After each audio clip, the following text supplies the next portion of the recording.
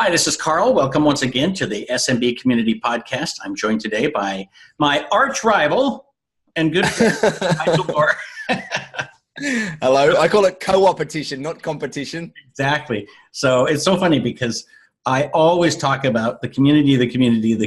And I actually had somebody call me out earlier this year and said, why are you doubling down on the community? And I'm like, because the community got me here, right? The community has literally been my family for the last 15 years. So what else am I going to do, right? So Nigel used to be an MSP, sold that business, made hundreds of millions of dollars, I think. Absolutely. And then went on to doing some coaching and some investing and some other stuff, and created a community called the Tech Tribe. So why don't you fill in the other details I missed there? Tell us about your tribe. So our tribe is MSPs. I came from a similar background to yours where I relied or I was helped heavily by our community and my ties into our community out here in Australia. And so as I was going through my journey of my MSP in the last couple of years of it, I was getting to the point where we had made a billion mistakes and learned a bajillion different things along the way. And I was helping some other MSPs out through their journey. And I realized that I was enjoying it a hell of a lot. And so the writing was on the wall then that as I was setting my MSP up for sale, that I was going to be doing something helping other MSPs after that and looking around at different business models and different ways that I could do that. And the community / membership / coaching program was a good fit for that. So we've created a tribe called the Tech Tribe, which is MSPs all around the world, again, where we teach them different things around how to run their MSP. We give them access to tools and training and coaching with me and a community. So very similar to a lot of the ones out there. We've all got our own little take on it. And as we kind of alluded to there, arch nemesis is by paper, but in reality, the way I see these things is a lot of them are an and conversation, not an or conversation. You don't need to be saying, I'm going to only join Carl's community or Nigel's community. Right. You do both, and you get little bits and pieces out of each. And all of these communities are pretty low priced so that you can get the best out of all of the worlds out there. Well, that's the way I see it. That's the key, is that how long does somebody have to work to pay for a month in your community?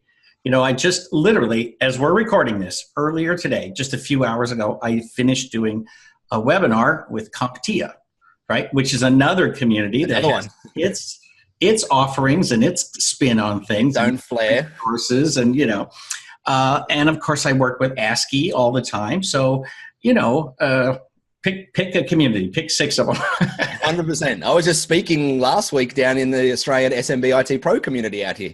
And there's overlap with what we do with them as well. But to me, it's again an and conversation. So tell me, I want to spend just a couple minutes. We'll talk about what's inside your community. Like I click in, I put in my username and password. What do I see? Me. First thing you see, big photo of me. So we've got 3 main parts in there. One is our template. So we spent a lot of time creating some amazing templates for MSPs. So your typical managed service agreement templates, proposal templates, business continuity plan templates, IT budgeting templates to help you show budgets to your clients, those type of things that are just helping you out in the day-to-day. Then we have training on different things to be able to do in your MSP. So one of the ones that gets a lot of traction is what we call our right fit call training, which comes with a worksheet. And it's literally a 9 to 10 minute process that I recommend MSPs use when they're triaging a new client. Instead of saying yes to every single person that comes in and then going out and doing that 1.5 hour, 2 hour discovery meeting out on site, I've got this 9-10 minute call that we use this little worksheet for, to be able to figure out whether someone's a right fit before you bother going and wasting their time and your time out in a meeting. And that's a really great idea. Little bits of training and teaching like that in there as well. And last but not least, and it's kind of 2-pronged, is the community, as well as there's a private coaching section with me in there where if somebody's got a challenge or they want me to critique something or they just want some help getting past the block or looking at an opportunity in a different way, they can throw it in a little private coaching section and only them and I can see that. And I help them, a load of people out in there getting past all sorts of different things that typically I've failed at a million times in the past and then figured out a way through some way, shape or form afterwards. So, right. Very cool. So I love the pre-screening because, I'm a big advocate of weeding your client garden. But I'm I also learned that from you. I'm also a fan of what I call the red velvet rope, which is you don't get in unless you fit a certain profile, that Correct. I want people who, obviously I want people who are going to pay their bills, but more than that, I want people who put a premium on technology. I loved clients. Some of my favorite clients are ones who separated themselves from their competition through the use of technology, because they're guaranteed to say yes. They know it's going to cost money. And so, if you bring them the wrong thing, they'll say, that's crap, bring me the right thing. But if you bring them the right thing, they'll say, all right, sign me up. And so those are obviously the clients you want. Correct. And 95% of those clients, the pricing is the tiny part of their decision-making process. Right. Absolutely small. They're willing to pay a whole lot more to get high-level quality premium support. And being able to find those clients as you grow an MSP and weed out the ones that are just tire kickers or price, people that are focused 100% on price is a very important stage as you start to scale up. Right. Well, it's interesting because the people who don't really care about the price, they just want the high quality first, they might do more interviewing and more screening before they hire you. But at the end, when you hear the question, so what is this going to cost me? You're good. Yeah. Because they've already made up their mind. It's just now, okay, what is it going to cost? Yeah. What is the damage now? Who do I make the check out to? Exactly. So my tribe, I don't even call it my tribe. Let's hear about yours. My community. See, I use community. So it started with me thinking about how can I get out all of my content, all of my books, checklists, SOPs, all that. How can I get that all out there in a way where there's enough that people will say, yes, I'll sign up for that and, pay the monthly fee because I'm going to get enough, sort of guaranteed enough value out of it. So I am gradually putting all of my books in there. I think there are 8 books in there already. And we're eventually going to put all formats. So we're going to have, whether you use iOS or Kindle or audio, or you want the PDF, whatever, we're going to have them all versions of all books in there, as well as, like I say, all the checklists. We have, 6 or 8 classes uploaded already, and those are the 5 or 6 hour classes with hundreds of pages of handouts each. So, you normally charge a couple of $100 for each one of those courses. Yeah, the classes sell for $259. There you go. So it's like getting 2 or 3 months for free just because of the value of the class. And then, so there's just going to be tons and tons. And I just checked today, as of this recording, there's just over $3,000 worth of downloadable content. And by the time this comes out, it'll be more. So, nice. And then the other part is the community. I want to have people participate. We just finished a class on tuning up your LinkedIn profile. Good. And the reason it fits with the community is that it wasn't just a training. It was a training with a small number of people. They all got to know each other's names and profiles. And we all went and looked at each other's LinkedIn profiles. And then we tuned up the pictures in the background and the URL and the references and all that kind of stuff. And then the members of the class looked at each other's profiles and voted on a winner who nice. Gets a pop-up sign. Right? So the pieces are that we build community as we go through this. Every piece of it is geared towards improving your business. And at the end, kind of the giveaway is also good for your business. So it's all on track. There's no horsing around, but obviously we get to know each other, and we have forums where people can argue and, discuss things and ask questions and all that. Yeah. And they're just sharing the journey. That's what it's about. That's even through that event, the LinkedIn, let's call it a LinkedIn improvement program or whatever it is. That's an event that they've all gone through together and they've shared that journey together. It may be small, but they've now taken a shared journey. And that is a very important thing in of course, society. It's recorded, so people who couldn't attend live can still go through and say, "Oh, there's a tip I can use, and there's a tip I can use." Yeah. Because we literally open up the screen and show each other our profiles. So we're walking through where do you click to do that? Because some of this stuff is very well hidden. Cool. There is such power in that kind of group speak and group think. Right. We are all in every. Sorry, you go. Well, just as you say, it helps for people to know that you've gone through this. Like, I fumbled around and it took me forever to change this or whatever. Yep. People want to know that all too well. Exactly. And that's the thing I say, this whole power of groups and tribes and communities and whatnot is incredibly important, not only with people that are leading the groups like us, like you or myself, that have been there and done a lot of that before, but also with just the incredible groupthink that is in these communities. And especially in our industry, every one of you MSP business owners out there are incredible problem solvers. You've built a business around solving problems. Right, exactly. And so that's why when you join these communities, you become parts of these communities, whether they're some of the free ones in some of the Facebook areas, or whether they're paid higher level premium ones like ours. You get access to this group think of amazing people. You do have to, though, take that in. You got to be careful in some areas where you've got some egos that come in, especially in the freer groups out there, where egos come in and they're behind a screen and they're throwing all their advice at things. Right. And you got to be careful with that. But outside of that, there is some incredible knowledge that comes through these communities. Yeah, it's funny in the IT business.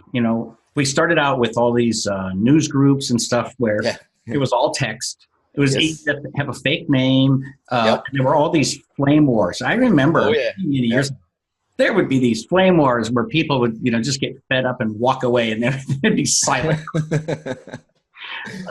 And what's funny is Facebook has allowed everybody to do that, using their real names. And but at the same time, it does irritate people. They're like, come on, I go to Facebook for entertainment. I come to Reddit for education. I want an environment where I can actually discuss this stuff.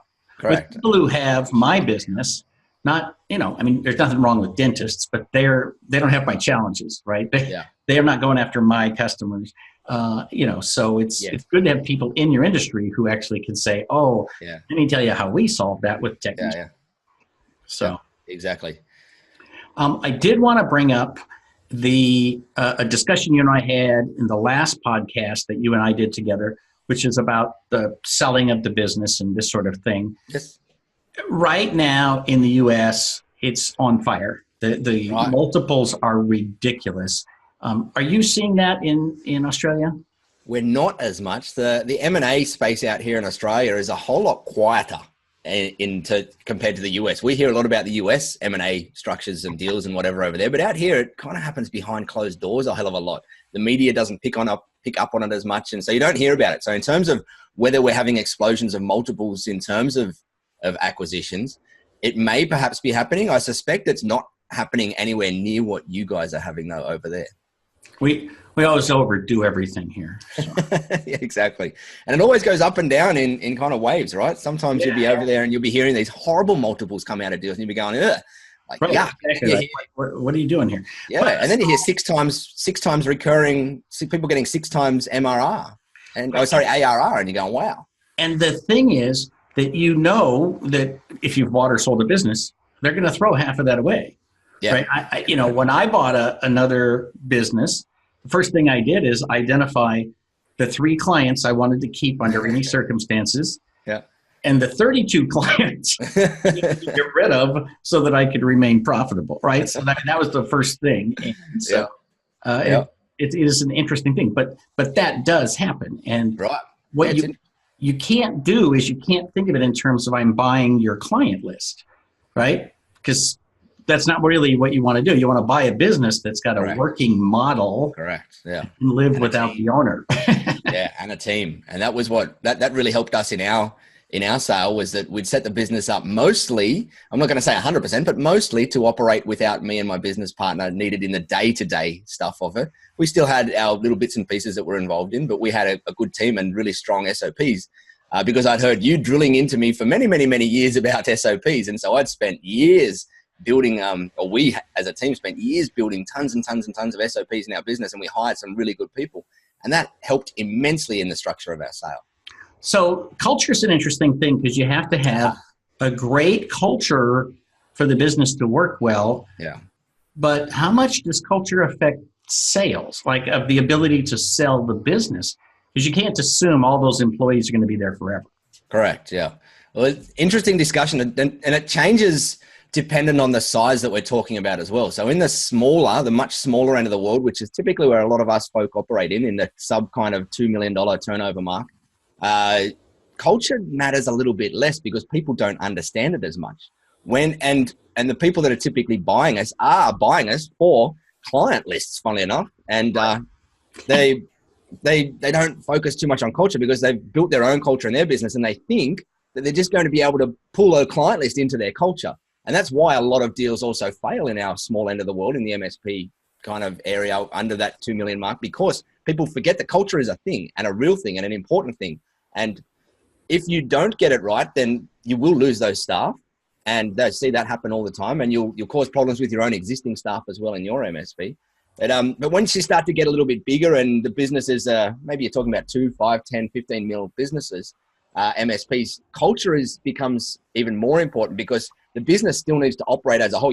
Typically people don't merge them both together immediately in one of those things. They try and either operate them separately or do something in it. And, or a private equity might come in and purchase it for some reason as part of a wrap up into something bigger. But that's where culture can have a bigger play. Although in saying that, I've seen so many big deals as well come apart just because culture wasn't taken into account in the M&A process. So I had a client one time that they had about 50 employees. They were just under 50, and they were looking for some investors. And I remember the boss brought me in because even though I wasn't an employee, I was his IT director. And so I sat in a lot of meetings. And so when he had a board of directors meeting to talk to one of these potential investors, he was asking all these questions about whether that guy provides health benefits to his employees, whether he gives regular raises, how fast their internal network was. I mean, all these kinds of, odd type of questions. Yeah. And then after he was done, the guy's like, "We don't have to discuss this. I'm not taking his money." It was important enough for him to know that guy didn't share his culture, his vision of how you treat employees. Yeah. He didn't want him to be part of the team. Yeah. So when you see that, then you have culture. Culture is important. And exactly. I think employees never have any question of whether or not you have a good culture. Bosses sometimes don't know, but employees always know. 100%. There is always scope for improvement and betterment in there as well. And learning to take the blinkers off and see that area for improvement is such a powerful thing as a business leader. Right. And, it's little things like I always tell people, in fact, I turn my camera over there at some point, but the branding is everything. I have that written out on my whiteboard. Branding is absolutely everything you do in your company. So the way that you onboard employees matters.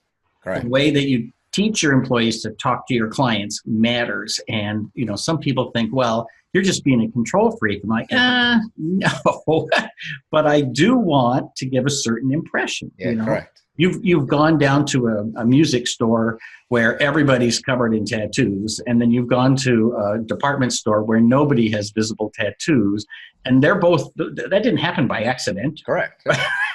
Somebody is a brand, a vision of what they want it to be. And that brand personality is enormous. It's enormous in everything. It's coming up with a united front. And in our business, in the Tech Tribe, we call our way we communicate with the world and our people tribe speak. We've got a certain way about how we do things. And I'm continually talking to our guys about what tribe speak really is and what it works and how it distinguishes us from other people and how it just gives us our own personal voice and our own personal thing that we, as a business, not just as me, but as a business, we all believe in and tie into.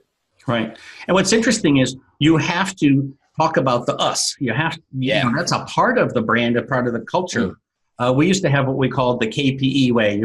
You've heard of the HP way. Yep. We had the KP Enterprises, the KPE way, which was the way we deliver services, the way we talk to people, the way we build, on and on and on. And we talked about it in those terms because we wanted the technicians who came, new employees to get right away that we've got a specific way that we do things, which may or may not be perfect, but it works for us, and it our way helps us build our culture. Correct. Yeah, it's huge. It's and one of the biggest tips that I can give to anybody out there when you're building our way is don't build it in here and then tell your team what it is.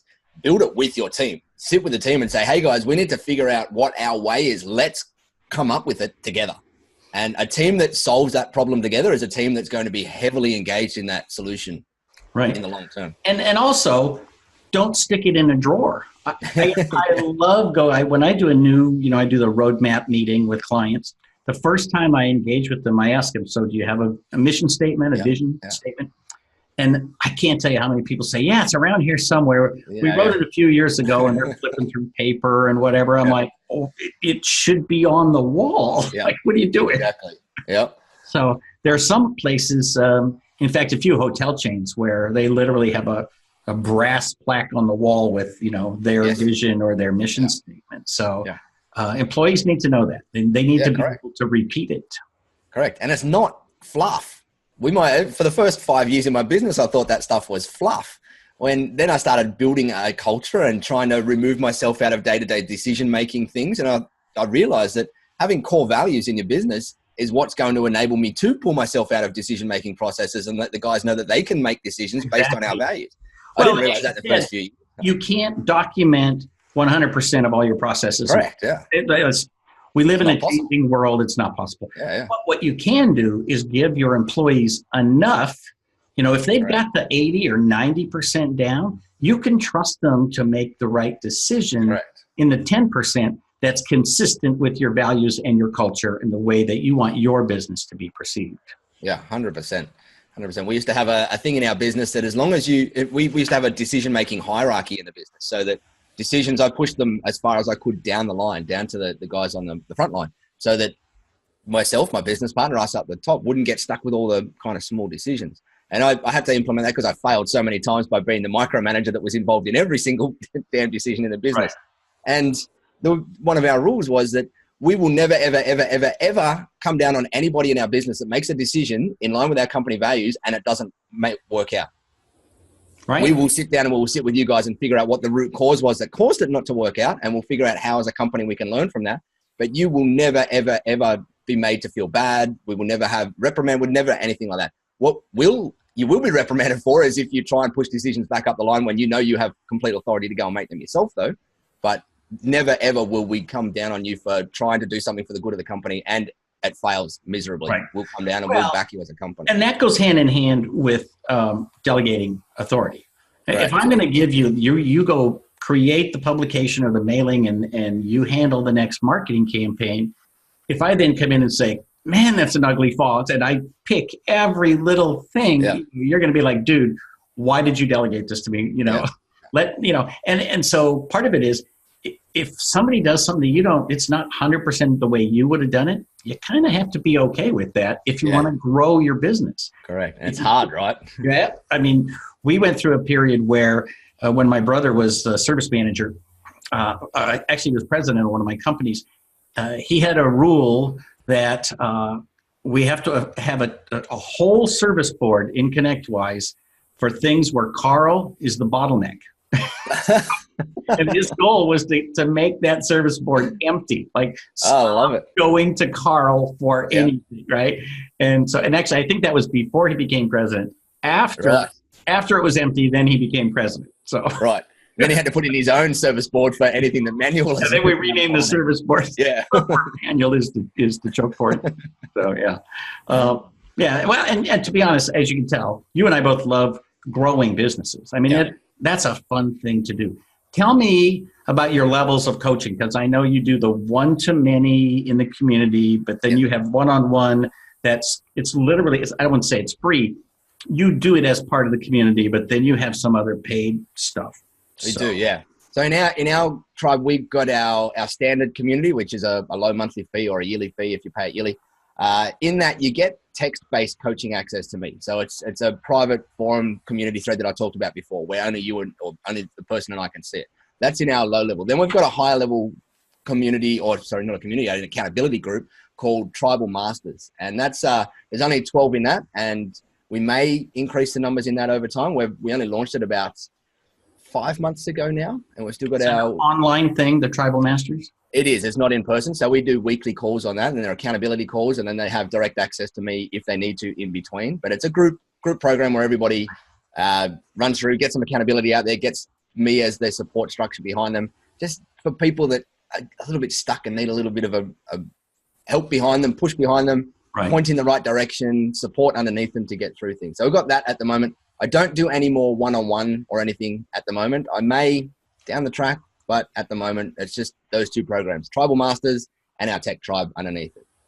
Yep. I've gone to only doing usually one or two clients where I do personal coaching because I got to write books. I got to go to Australia. I have stuff to do, and it's really hard to try to give focused attention when you don't have the attention. Correct. Sometimes I think it's easier for people who say Thursdays are my day for calls, and then they just they get in the mentoring mode, I guess. Yeah. That's my Tuesday. Some Tuesdays I have 10, and sometimes Tuesdays I'll coach 15 different MSPs on a Tuesday. Oh my gosh. Not for an hour each, I hope. No. So because there's the two groups in there, we do a call Tuesday mornings and a call Tuesday nights for Tribal Masters guys. And so on each of those calls, there's typically 5 or 6 people. And then in between, I might do 4 or 5 whenever, and as a bit of a bonus for whenever anybody joins our tech tribe at the moment, we'll be changing this soon, but as a bonus, everyone gets a 20-minute coaching call with me as they join. We don't advertise it. Here's the first time I've ever mentioned it out in the public. It's kind of a special bonus that people get the minute they join. And I've done 200 and I think we're up to about 230 of them now. Wow.